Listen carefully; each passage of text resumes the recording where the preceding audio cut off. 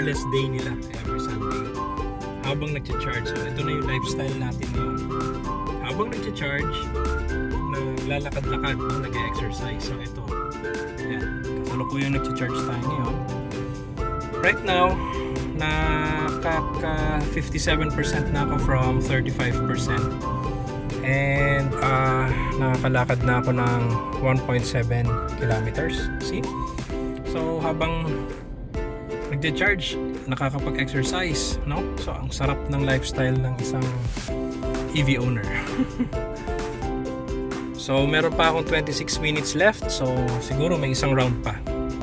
Iikot muna ako. Ito yung carless day ng Marikina. Yan, isang stretch to ng Hill Fernando. Puro nagja-jogging, naglalakad at nagbabike. Nandito. Sarap, no? Ayan, yung iba nakakapag-charge naman sila. Ayan. Doon lang sila lumulusot, banda doon. Lang yung ginagawa nila. Tapos babaybayin nila yung side niya hanggang doon makapasok sa first corner. Sabay-sabay, galaw lang naman, di ko higil na paya. Sabay-sabay, galaw lang naman, di ko higil na paya.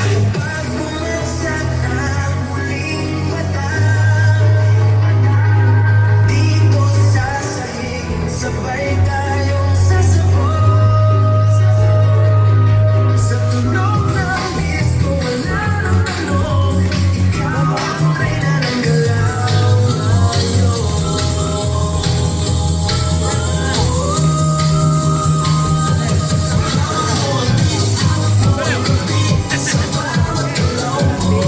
So, tingnan natin kung tapos na yung charging natin.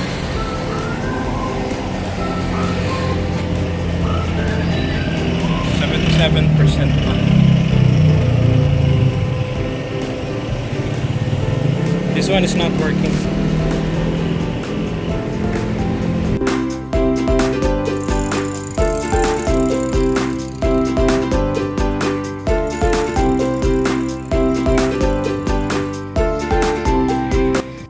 Ito ang itsura ng VinFast app.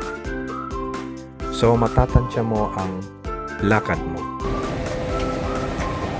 So it's 87% now and nakatakbo tayo ay nakalakad tayo ng 3.68 kilometers. So we're done. Nakapaglakad na, nakapag-charge pa. Ang sarap, no? Free charge. Free of charge yan basta VinFast. Thank you, thank you. Have a blessed Sunday.